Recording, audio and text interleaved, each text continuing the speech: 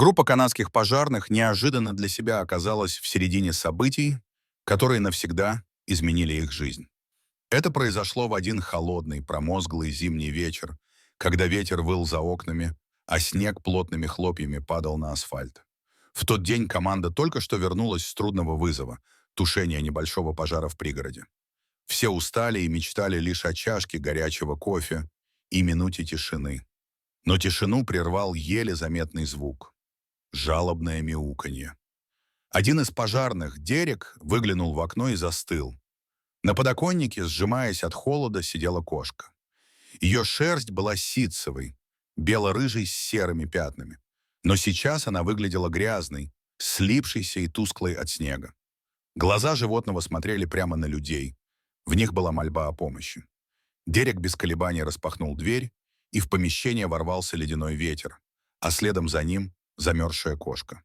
Она осторожно ступила на пол, дрожа всем телом, и жалобно мяукнула. Пожарные переглянулись. Никто не мог остаться равнодушным к этому виду. Один из них принес старое одеяло, другой — там миску с водой и остатки курицы из холодильника. Кошка сначала настороженно обнюхала еду, но затем набросилась на нее с таким голодом, что всем стало ясно. Она давно не ела. Так началась новая история. История о кошке по имени Эмбер. Назвали ее так не случайно.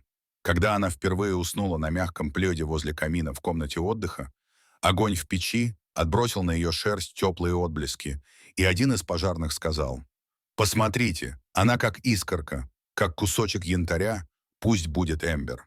Имя прижилось сразу. На станции все быстро привыкли к новой обитательнице. Эмбер будто чувствовала, что здесь ей рады.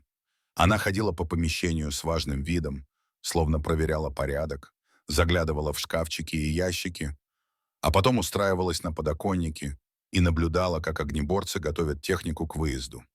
Особенно она полюбила дежурного Джо. Всегда забиралась к нему на колени, когда тот заполнял отчеты. По вечерам, когда все собирались за большим столом на кухне, Эмбер ложилась посередине, на теплой скатерти, и мирно дремала под разговоры и смех. Она стала для них не просто кошкой, талисманом, символом домашнего уюта среди постоянной опасности и тревог. Когда случались тяжелые вызовы, пожарные шутили: «Не переживай, Эмбер нас ждет, все будет хорошо». Однажды начальник станции заметил, что Эмбер выглядит слишком ухоженной для уличной кошки. Ее когти аккуратно сточены, шерсть, хоть и загрязнена, но явно когда-то за ней ухаживали. Тогда они решили, что, возможно, кошка потерялась. Пожарные сделали несколько фотографий и разместили объявления в местных группах социальных сетей. К посту они добавили подпись: «К нам на станцию пришла вот такая красавица. Если кто-то ищет свою пропажу, откликнитесь». Прошла неделя, но никто не написал. Пост набрал сотни лайков, десятки комментариев с благодарностью за доброту, но хозяин так и не нашелся. Тогда Дерек предложил оставить кошку у себя на станции. Остальные только поддержали. Эмбер осталась жить с ними навсегда. Перед этим пожарные отвезли ее к ветеринару. В клинике выяснилось, что кошка полностью здорова, только слегка обморозила уши. Ей сделали прививки, назначили легкое лечение и стерилизовали, чтобы избежать проблем в будущем. Когда Эмбер вернулась на станцию после процедур, она выглядела как новая. Шерсть блестела, глаза сияли. После купания в теплой воде она пахла шампунем.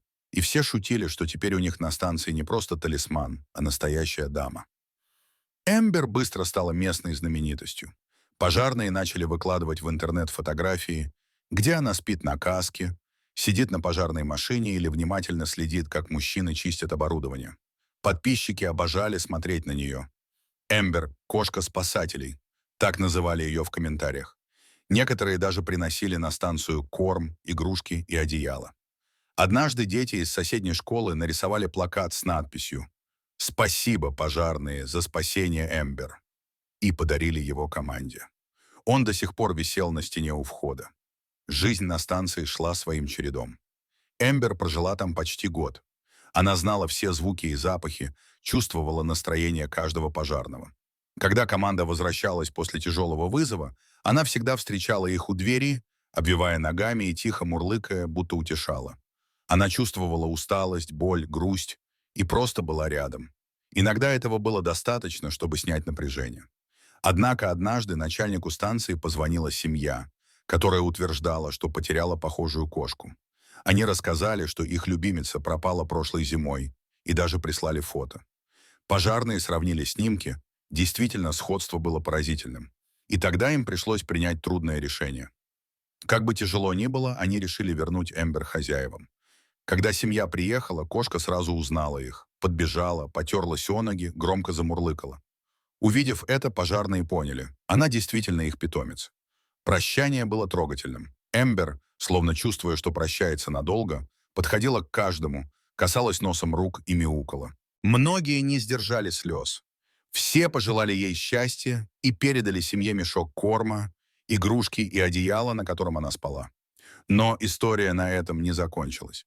Спустя несколько недель пожарные получили письмо. Новая семья Эмбер, а точнее ее старая семья, писала, что кошка быстро привыкла к дому, снова стала ласковой и игривой, но все чаще сидела у окна и долго смотрела вдаль, будто чего-то ждала. Тогда они решили привести ее в гости на станцию. И стоило машине подъехать к знакомому зданию, как Эмбер оживилась. Когда дверь открылась, она выскочила из переноски и стремглав побежала к знакомым лицам. Все бросились ее встречать. Казалось, время повернулось вспять. Кошка снова бегала между ног, мяукала, прыгала на диван, будто проверяя, все ли на месте. Тогда семья поняла, станция навсегда останется ее вторым домом.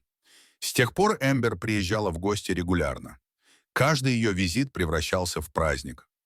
Она снова спала на столе, наблюдала за пожарными и вдохновляла всех. Вскоре они даже сделали для нее маленькую каску с надписью «Почетный спасатель». Эмбер стала официальным символом станции. Ее фото напечатали на календарях и сувенирных кружках, выручку от продажи которых отправляли в приюты для животных. Так началась новая традиция – помогать тем, кто не может попросить о помощи сам. Со временем история Эмбер распространилась по всей Канаде. Ее показали по телевидению, написали статьи в газетах, о ней говорили как о кошке, которая вдохновила спасателей. Пожарные открыли благотворительный проект «Лапы надежды», собирая средства для бездомных кошек. В рамках программы они помогли десяткам животных найти новый дом. На ежегодных праздниках, посвященных Дню пожарной службы, Эмбер всегда присутствовала, сидела на руках у Дерека и с достоинством принимала внимание публики. Она будто понимала, что стала чем-то большим, чем просто кошкой. Она была напоминанием о том, что добро возвращается. Ведь когда-то она пришла к ним замерзшая и испуганная, а теперь дарила тепло и надежду другим. И даже когда годы шли, Эмбер оставалась частью этой семьи. На станции часто говорили: «Нет пожара, с которым мы не справимся, пока у нас есть Эмбер». И каждый, кто слышал ее тихое мурлыканье, знал: все будет хорошо.